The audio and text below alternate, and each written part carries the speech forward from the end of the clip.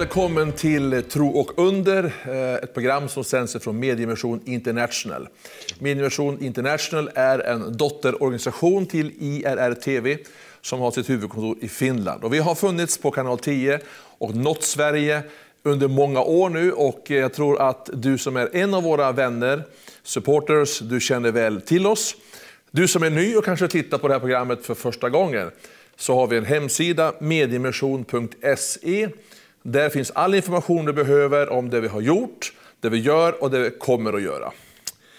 Och i varje program så fokuserar vi på olika saker. Och även ikväll, det här programmet, så kommer vi fokusera på någonting som är otroligt viktigt och som vi i vårt missionsarbete har alltid värnat om och liksom tyckt det här är viktigt. Och det är nämligen framtiden. Vi tror nämligen att framtiden är en del av nutiden. Vi tror att framtiden tillhör vår tid.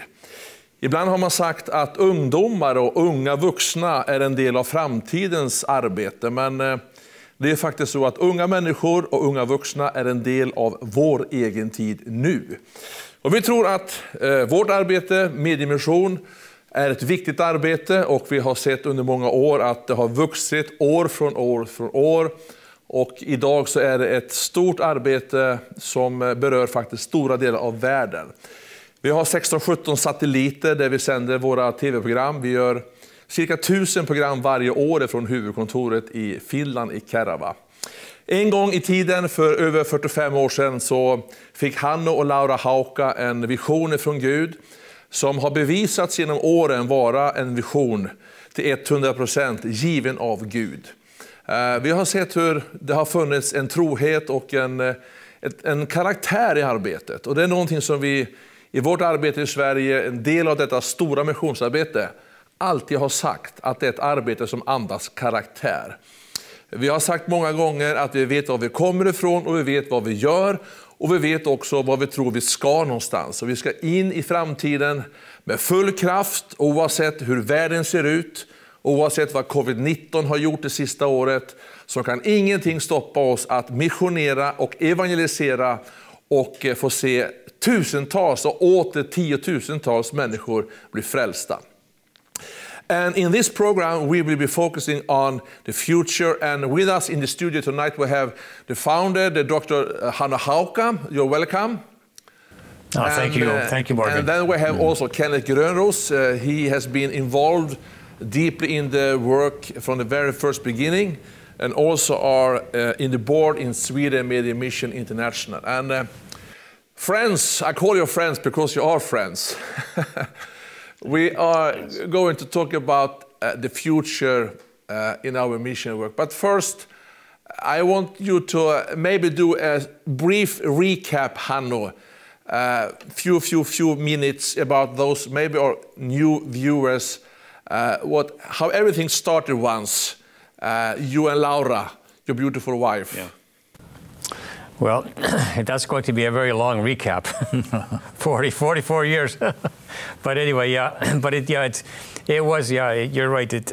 It's a miracle story. Even when I look back at it myself, you know, I was a teenage boy back in Canada, on the west coast of Canada, on the fishing boats. My father was a laxfiskare. And so that's where I first felt the pull of God on my heart, saying, I want to use you for my purposes. And so it's a long story short. I ended up going to Bible school in Finland. I went to the Soviet Union in 1974. When I proposed, I met Laura in an underground church service. At that time, remember, it was the Soviet Union. I proposed to her. And of course, about 2 hours after I had proposed to her, I had to take the train and leave the Soviet Union because we had these short visas in the 1970s, you know. So you say, will you marry me? And the next few hours later, you're on a train and you're leaving the country, and you don't give her time to answer, you know. So, but anyway, it was a different time. But we got married. And then we went into radio ministry when we got permission to leave the Soviet Union. My wife, especially, she needed special permission to leave the Soviet Union because she was a Christian. and she was not trusted by the Soviet government because she was a Christian. So after the miracle happened, we came out and we went to join Euro-Pöysti, Jarlo-Pöysti, or Euro-Pöysti, I guess in Swedish. He worked for IRR Radio at that time. He was the evangelist #1, the Billy Graham to Russia by radio. That was Euro-Pöysti. And so we had the privilege of coming in alongside him to help him in his radio studio. And for 3 years, we worked with Euro-Pöysti. It was like, it was a school, media school for us. We learned media ourselves. And then 3 years later, we were invited to go to Finland. We came to Finland, and for 9 years in Finland, we broadcast, you know, from Finnish soil, meaning that we produced the programs in Finland in the Russian language and we broadcast them over 11 superpower shortwave stations from around the world, including IRR, which was the main station at that time. And then after that, we transformed or shifted into television ministry. And we did television for many years, especially after the Soviet Union had collapsed, starting in the Soviet Union 2 years before it collapsed, and then overlapping into the new Russia after the collapse of the Soviet Union. We went and we ministered to millions and millions of people.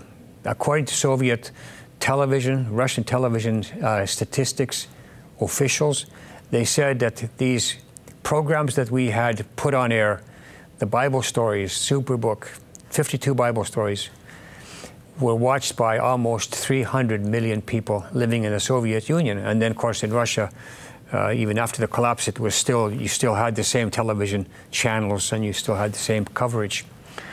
So it was a historic time where God placed us into a very strategic position at a historic time in the Soviet Union and in modern-day Russia to reach the nation with 52 of the best Bible stories, just to touch the nation. And I mean, it was hundreds and hundreds of churches were planted because of the response from those programs alone. And we're talking about programs that were really meant for children because it was animation. But in God's hands, when you give him five loaves and 2 fishes, they can be anything. And these children's programs became a ministry to almost 300 million people at that time. And it was a pure miracle of God when that happened. But we were privileged to be a part of it, just to see it and feel it and taste it and breathe it. The miracle of God was something absolutely wonderful. I know that, Hanno, there's so much to say, but as you say, it's a miracle story, and therefore we feel always the thankfulness to God that people God talk to people and people embrace the calling of God and go with it. But I remember many years ago you told me, and we maybe mentioned it in the program, that during this time, early time in the 90s, Superbook era in Russia, in Soviet Union, you in the program, you asked the kids, the children, to do a draw painting about heaven or something. Tell about the story. Yeah. The results is shocking. Yeah, well, when the last of the 52 programs was aired, you know, 1 program per week, 52 weeks in 1 year. So the last program, when it aired, 52 weeks later, we said to the children, please write us and tell us what you learned from these Bible stories, you know. And so we had 3 questions, you know, what was the name of the first man and the woman? What was the name of the place that they lived in? And can you name a few commandments that God gave, you know, people? And so when they responded, we received over 1 million letters in 4 weeks, which absolutely flooded the Moscow postal station. And our people were called into the post office in Moscow, and they were in panic. And they said, look at all these letters. I mean, there were containers of letters. And they said, you wanted a post office box. You don't need a post office box. You need a post office. And you take all these letters, the containers of letters, take them away. I mean, we took everything. We had to take everything. I mean, and they said, in your office, you sort them, and the ones that do not belong to you, just give those ones back to us. And so it was chaos. And But in those letters, we had at least 3,000 paintings, drawings, artwork from children, fabulous artwork from children, where they were painting pictures of the Bible stories, of Moses on Mount Sinai with the Ten Commandments, Noah and his ark, or or Adam and Eve in the garden, and the snake was tempting Eve, and so on. Just every Bible story that you could think of was in those 3,000 paintings and drawings. But it showed you how they had absorbed, how they had taken, like a wet sponge. I don't know how you say it in Swedish, but if you have a sponge and it's wet, or a dry sponge, it just sucks in all the water, and then you just rinse it out like that, and it's full of water. That's what happened to these people. I mean, these people, 70 years of atheism, when the government was preaching there is no God, and everything, the whole system in the Soviet Union was designed to combat, to defeat the idea that God exists. And in those times, these people, they were like sponges. When they saw the programs on air, for the first time in their lives on Soviet TV, they sucked it up like a dry sponge would suck up water. It was just, they saturated themselves with Bible stories, which is something that I haven't seen happen in any other nation in the same way. And it's also shown that it's a power in media and power in TV programs that can reach people beyond what we can do. No, yeah. I mean, Morgan, yeah, you're right. I mean, think of it. 300 million people, or let's say even 290 million people. Is there a stadium in this world that can handle 290 million people? There is not. Is there a field, an open field, that will handle 290 million people? There is not an open field. It's impossible. And that's what media does. It takes the gospel in mass, in huge power and effectiveness. And that was kind of start. And around 2010, 2011, Kenneth, I might ask you, because we started to have a vision in the mission work globally to start with something we call City Mission. Can you briefly describe for people what is a City Mission? Because it's not compared to, you can have a campaign in the open field in Africa, Asia, also in Sweden. But City Mission through media and what we are doing, the tools we have, what is that and how it's going on? Yeah, I can do it shortly. We have learned of something that you can actually not say you want to reach a city or a country without media. We have learned that you cannot, big crusade meetings can be very useful, and of course they can do something, but you cannot say you reach the city. And from that understanding, we started to create like a concept with TV programs, these books with local testimonies, to utilize advertisement, just to do like a great advertisement campaign in the city to break through all the walls, so no one in the city can't but see something is happening in the city. And we make it very, very, very simple in that way. We don't come with deep theology and complicated philosophies and philosophic thoughts. We bring the testimony of local people into the front, and we focus on people that these listeners and viewers can identify themselves. Sometimes the church will be too complicated for usual people.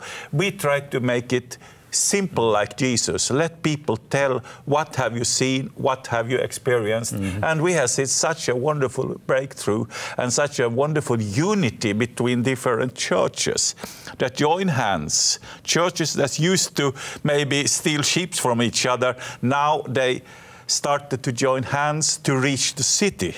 And we have seen so many miracles, and it would take hours to speak about about that. Yeah. But it is all kind of medias. And Hanno always spoke about how to play the symphonic orchestra. You know, you get great music when there are many different instruments involved. And that's has been such a wonderful, what should I say, journey. We have learned things from the first, I remember the first campaigns in Karelia, in Petrozavodsk, and I have been in many of them. I see we have always learned new things, but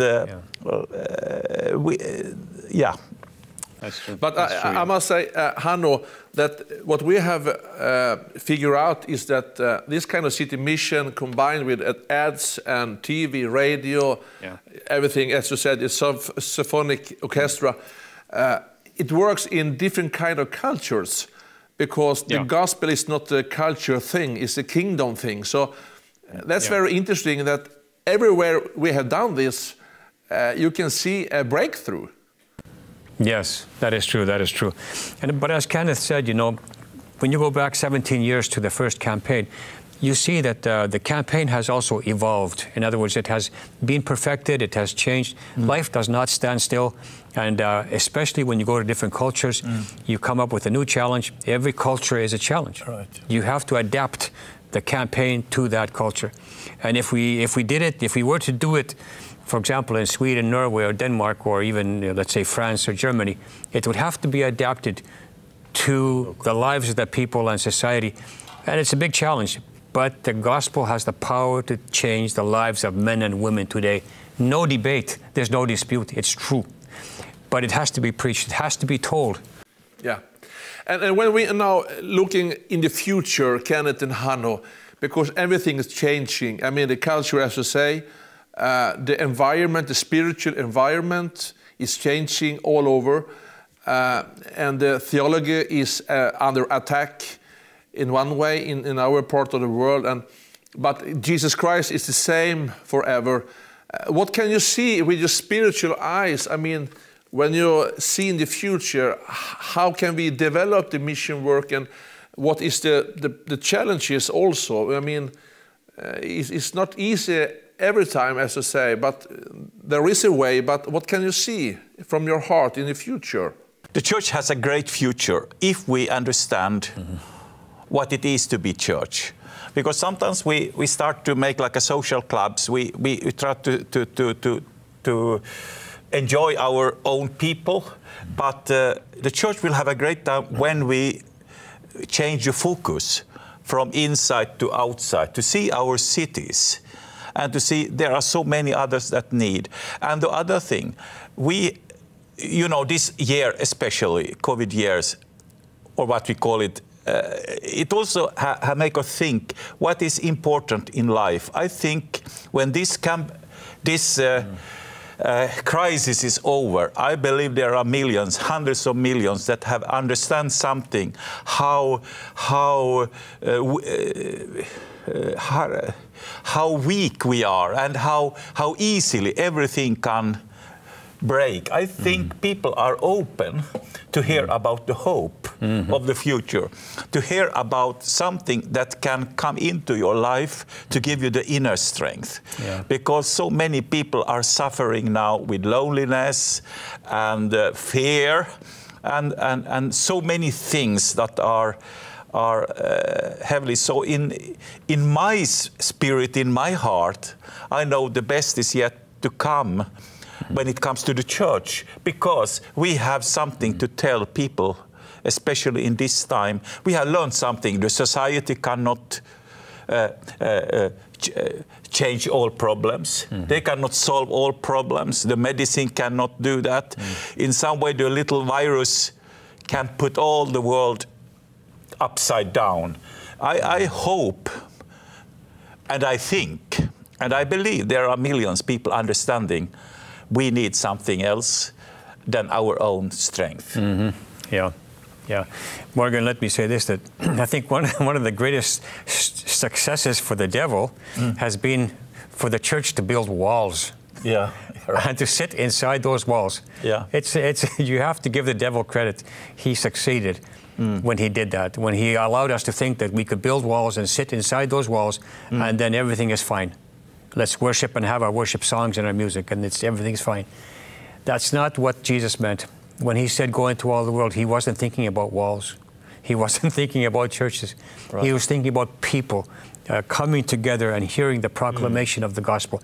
It can be in a whole variation of different ways to talk to people. Okay, people in Sweden, they love the good life, and it seems like they have no worries and they don't have any care. And unfortunately, there's a lot of people in the church, not only in Sweden, but in Finland also, and in Western countries where we don't, that's our problem. We don't have any care. The life is just too good for us. And then we lose sight of what Jesus said. And yet that is the whole purpose for us forever coming to Jesus in the first place, is to be his ambassadors, to be his servants, and to be propagators, preachers of the gospel. And I know that I totally agree what you're saying about you have to give the devil some credits, but that's true. And I know that in our mission work, we can say that we don't just pray, but we also do. Pray and do together, because people are, as you say, to pray for revival as people mean revival. They're locked into the churches and they are on their knees and pray for revival all the time, but do nothing. I believe that there is a combined to pray and to go to the mission field and to do gospel and to be a revival. That's the difference. And so, I can say that I think that's the center in our mission work, isn't it? That to go out to the world and to do revival, and not just to pray for revival. Yeah, and of course we have to also address the Great Commission through a mathematical point of view too. If there has been a population explosion where we now have over 7 billion, soon 8 billion people on the planet, you have to use your brains and you have to calculate and say, how do we ever reach them? Because we don't have the possibility to go to everyone one-on-one to preach the gospel. So we take the tools that God has given this generation, and I'm talking about mass media. The mass media tools of today are awesome, and they are purposefully given to this generation for the church, hoping that the church would be awake and understand and to take hold of those tools, to use them for the sake of the gospel. I think what you're saying right now, both you, Hanno, and Kenneth, is a prophetic trumpet signal, because this is the crucial issue right now in the Christian world, that we have to understand that there is not so much time left, and we have a mission to do, and to use massive digital media in different kind of ways. I think that's the way, and therefore we in Media Mission, IRR-TV we have been there and done that for so many years, and we think the best is yet to come. But when you see, Hanno, I mean Europe, we have been in Asia, we have been in Russia quite much, but what do you want to say about Europe? Is it a wide field, and your heart for Europe? Because I feel there is something there. Yeah, absolutely. As you spoke, I was feeling the vibrations, from what you were saying. And Morgan, it is so true. The voice of the church in our mega cities in Europe is nothing. The voice is there, but nobody hears it. It is so weak. It is so nominal. It is so unnoticed. And so we have to change strategy. We have to, if you're driving a car, you change gears, In the old days, you change gears from first gear to second gear to third gear. You have to change gears now. The church has to change gears. It cannot keep doing the same thing it has been doing for 20 years and think that it will succeed. It will not succeed that way. And so therefore, if the church, let's say take Paris, if the church is there, nobody knows the church is there. They don't even hear it. They don't see it. And so when a mega city campaign comes to a place like Paris, and they have asked us to come to talk about this, and so when it comes, what happens when you use the media in a way that a symphony orchestra plays? You take all the different media and you play it at the same time, and you're on television, you're on radio, you're on the billboards, you're in the newspapers, the big newspapers, every single day for 30 days. The church is put on a pedestal, onto a platform that it has never been placed on in this generation, in that city. the people of the whole city start seeing and hearing the message of the church. It has never happened before that in Paris, but it can happen now. And the same thing is true for Helsinki, for Stockholm, for Oslo, for Copenhagen, any city. The big cities are the big headache of the church today. If we don't have a clear-cut strategy to reach the people in our mega cities, and if they are not the focus of our intensive prayers, the Great Commission will not happen fully. Kenneth and Hanno, thank you so much for being with us tonight, and you will come back later in other programs, of course. And we are so privileged in Sweden and honored to be a part of what God has put in your heart in the headquarters in Finland, of course. You know that. Our privilege. I mean, we say that without the Swedish people, there would be thousands and thousands of books that would never be printed, for example. Not to mention thousands of TV programs that go across the Islamic world without the Swedish friends. Yeah. So we realize that, and we thank God for that, and thank God for you that you are doing it and helping us. Thank you so much, and God bless you. Och till dig du som tittar i Sverige så vill jag säga till dig att vi har en hemsida där vi har fullmatat med nyheter, mediemission.se. Där har du möjligheten att få ge din gåva, du kan bli bönepartner, du kan mejla till oss. Och gå gärna in på vår Facebook-sida och på Instagram.